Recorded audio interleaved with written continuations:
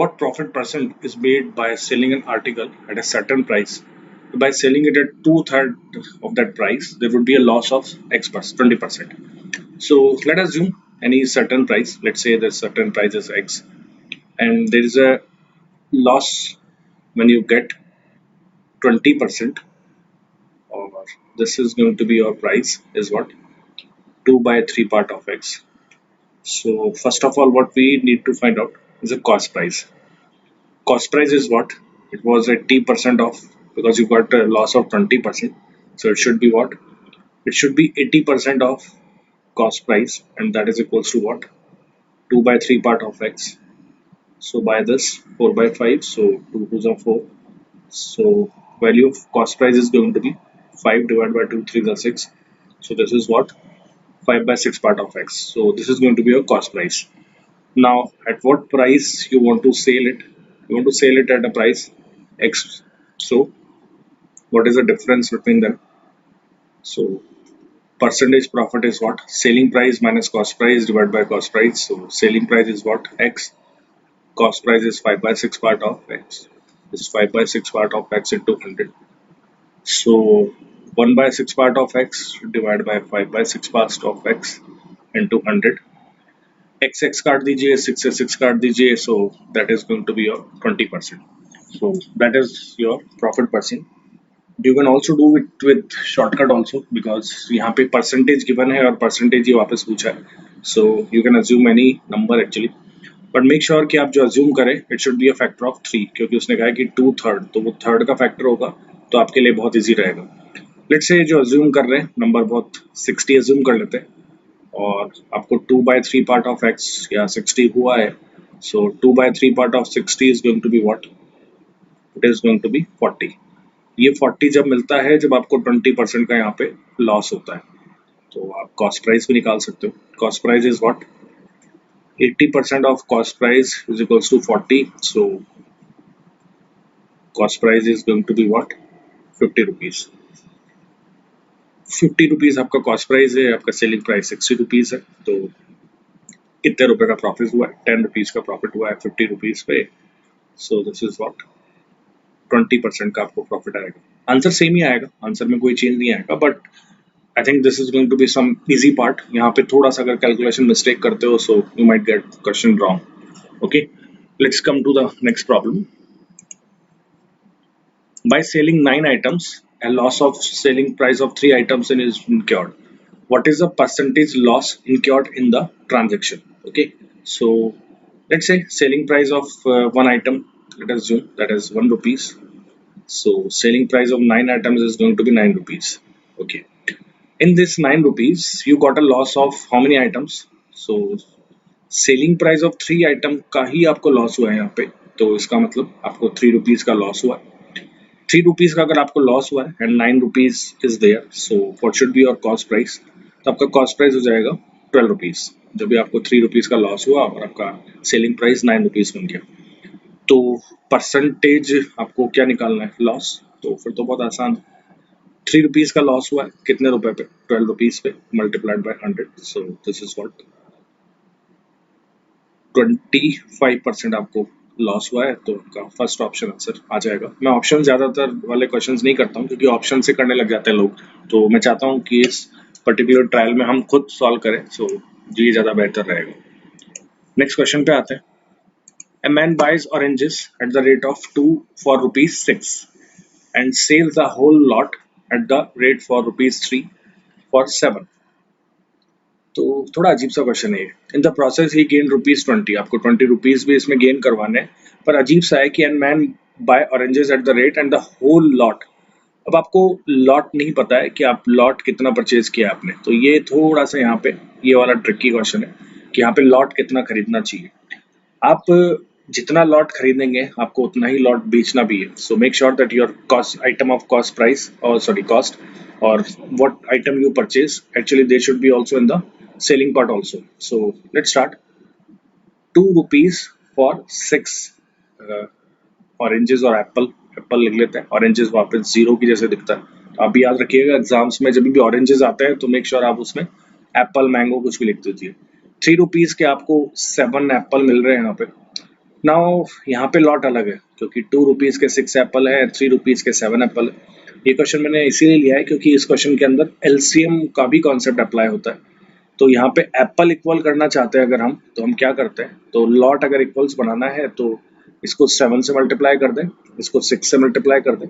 तो अब अगर आपने इसको 7 से मल्टीप्लाई किया है तो ऑब्वियसली आपको इसको 7 से मल्टीप्लाई करना पड़ेगा और इसको 6 से मल्टीप्लाई करना पड़ेगा।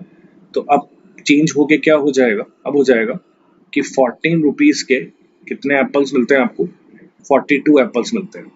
और 18 रुपीज़ के यहाँ पे आपको कितने एप्पल्स मिलते हैं, 42 एप्पल्स मिलते हैं। मैं वापस समझा देता हूँ, 2 रुपीज़ के 6 एप्पल थे एंड 3 रुपीज़ के 7 एप्पल थे। अब मुझे क्या करना था, मुझे लॉट पता नहीं था। अब यहाँ पे अगर आप 2 रुपीज़ के 6 एप्पल खरीद रहे हो तो 1 रुपीज़ की 3 एप्पल है, लेकिन यहाँ 1 रुपीज़ के 7/3 एप्पल्स है। तो आप सेलिंग प्राइस और कॉस्ट प्राइस जब तक बराबर नहीं कर सकते हो या जब तक कैलकुलेट नहीं कर पाओगे, जब तक आपको लॉट नहीं पता हो। तो लॉट इक्वल करने के लिए क्या करते हैं, लॉट इक्वल करने के लिए हम एक दूसरे को क्रॉस मल्टीप्लाई कर देते हैं। क्रॉस मल्टीप्लाई किया तो यहाँ से हमने लॉट पता कर लिया कि 14 रुपीज़ के कितने लॉट है, 42 एप्पल्स हैं, और 18 रुपीज़ के कितने एप्पल्स हैं, 42 एप्पल्स। अब यहाँ से हम इक्वेट करा सकते हैं हर एक लॉट से कितना फ़ायदा हुआ है मुझे। तो एक लॉट अज्यूम कर लेता हूँ, लेट्स से एक लॉट अज्यूम कर लिया मैंने, ये 42 एप्पल्स का एक लॉट है।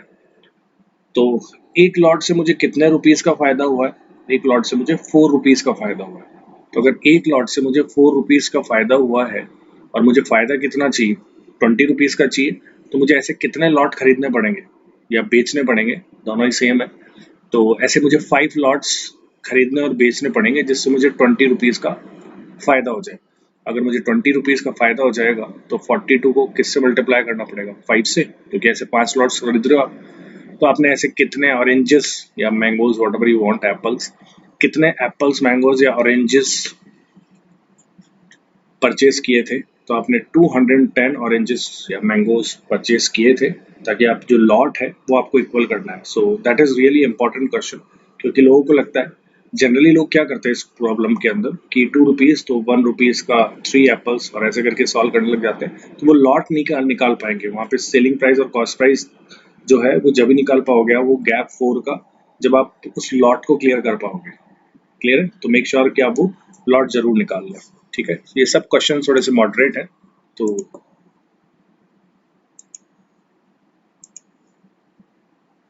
The spring balance of A trader shows 1 kilogram for each 900 ग्राम। तो यहाँ पे थोड़ा सा फॉल्टी क्वेश्चंस या जो फॉल्टी बैलेंसेस होते हैं उनके क्वेश्चंस कर रहे हैं।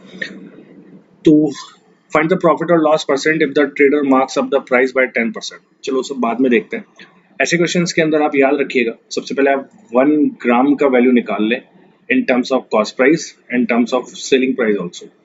तो सबसे पहले क्या करें, उसने कहा कि 1 किलोग्राम, तो मैं से बोल दूं कि 1000 ग्राम, लेट्स से 1000 ग्राम जो है वो 1 रुपीज़ पर ग्राम अगर परचेज करता है तो 1000 रुपीज़ का ही आपको 1000 ग्राम मिल जाएगा। लेकिन इस 1000 रुपीज़ के 1000 ग्राम की जगह वो आपको 900 ग्राम देता है। तो अगर आपको 900 ग्राम दे रहा है, इसका मतलब वो आपको 900 रुपीज़ का ही दे रहा है।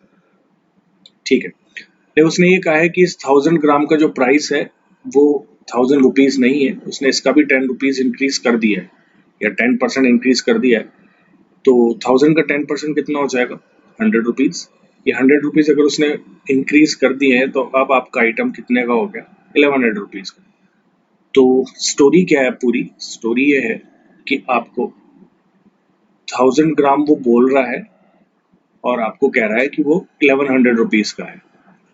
ठीक है, इस 1000, ऐसे क्वेश्चन आप ऐसे ही करना, फॉर्मूला थोड़ी देर तक ही चल पाता है, अगर आपको इसकी समझ नहीं है तो फिर बहुत मुश्किल हो जाता है। So make sure that you are doing with your constant mindset कि कैसे इसको सॉल्व करते हैं।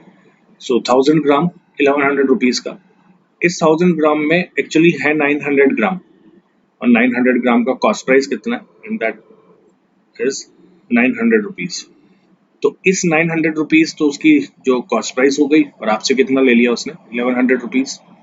तो प्रॉफिट कितने रुपीज़ का हुआ, 200 रुपीज़ का, at what, 900 rupees and multiplied by 100 obviously. So इसको 1/9 का फैक्टर आई होप सभी को याद होगा, 11.11% होता है। तो this is what, this is 2/9, so it should be 22.22%. So your answer is going to be 22.22%. And is that loss or profit? So obviously it is a profit because he is not using the correct way. So he is not weighing correctly. So answer is going to be 22.22%. Okay. Let's come to the next question.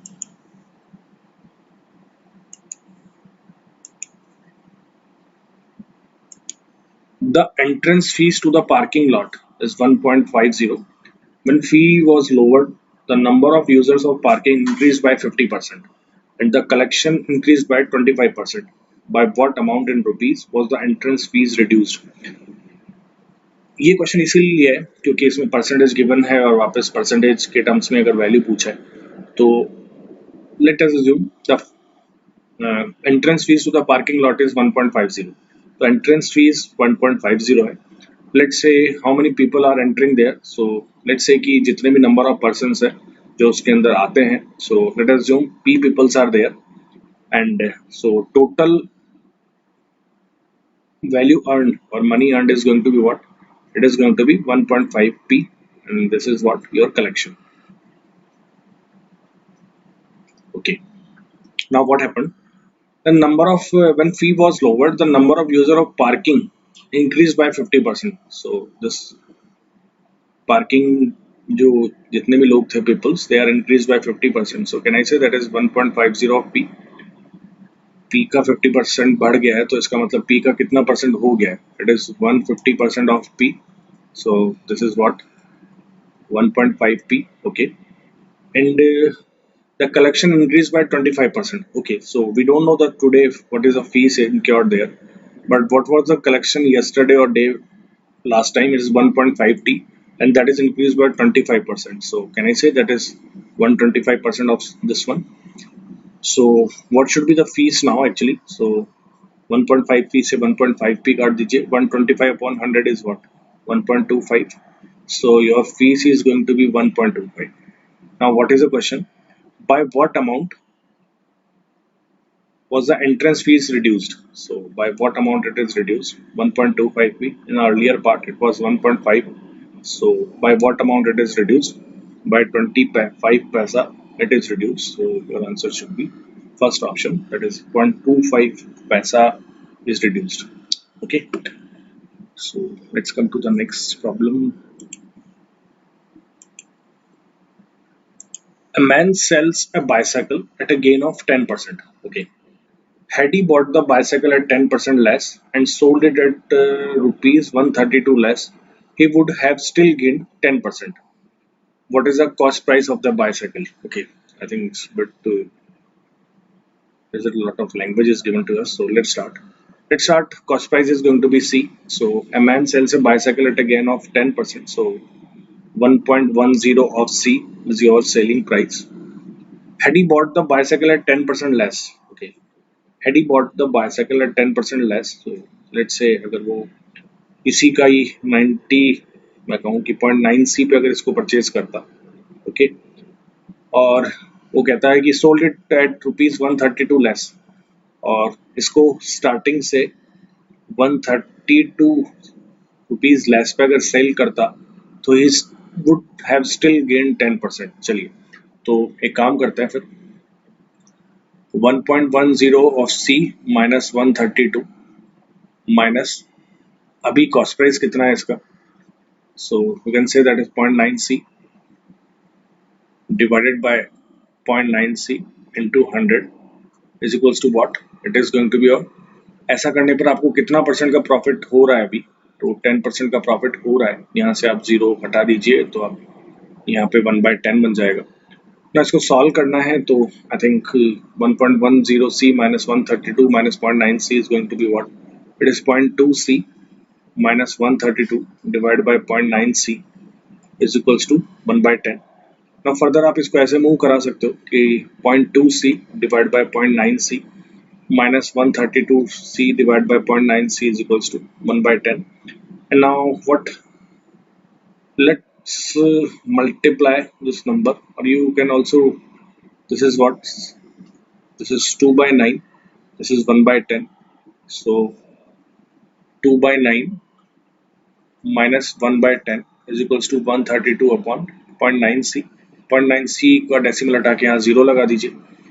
9 10s is 90, so 10 2s are 20, minus 10 9s are 90, so this is going to be 1320 over 9c. So further you can do this calculation as 11 by 90 is equals to 1320 upon 9c. This is what, 10, so 11 ones are 11, 120, so your cost price is going to be what, 1200.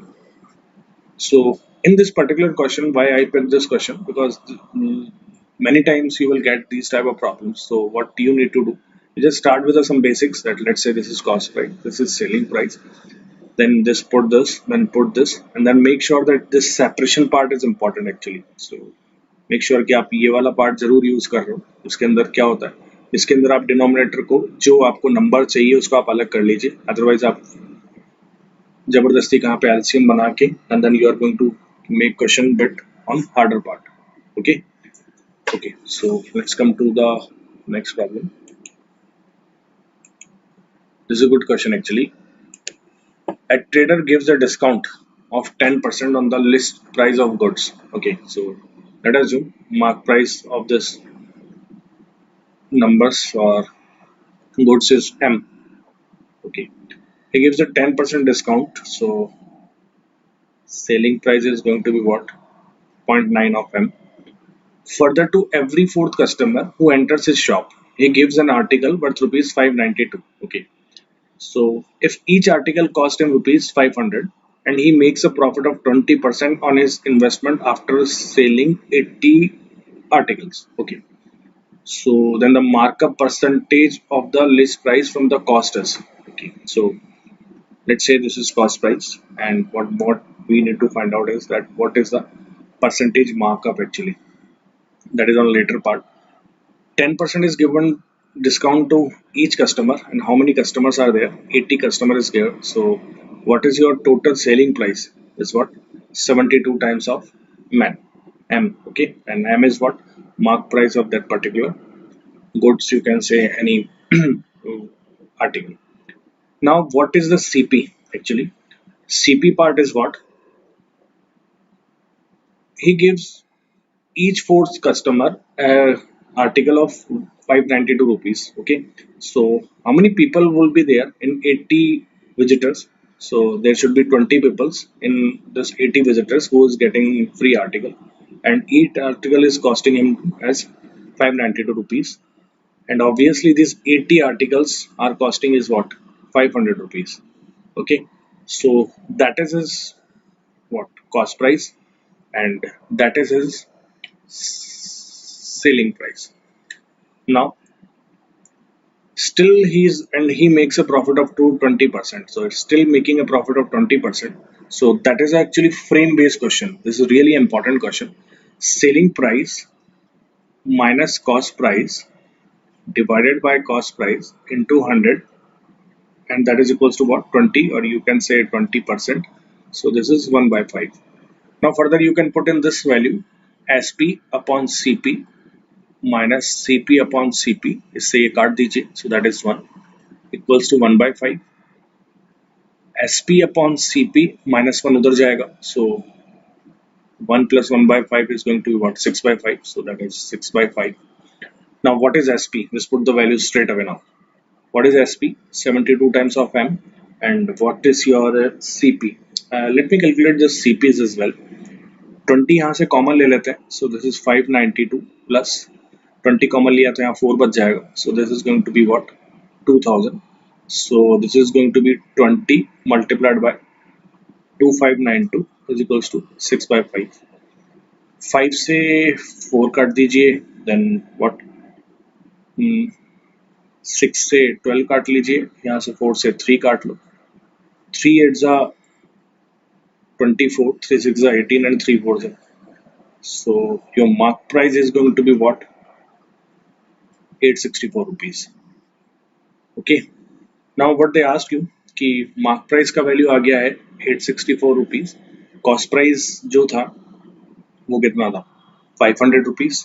तो इसको कितना shoot up कर देना चाहिए यहाँ से यहाँ तक, या कितना शूट अप कर देगा, तो स्ट्रेट अवे 364 रुपीज का शूट अप करेगा एट 500. इंटू 100, तो यहाँ से काट दीजिए, करीब 73% के आसपास आपको आंसर मिल जाएगा। यहाँ पे सबसे इम्पोर्टेंट जो बात थी वो यही थी, that's why I just pick this question.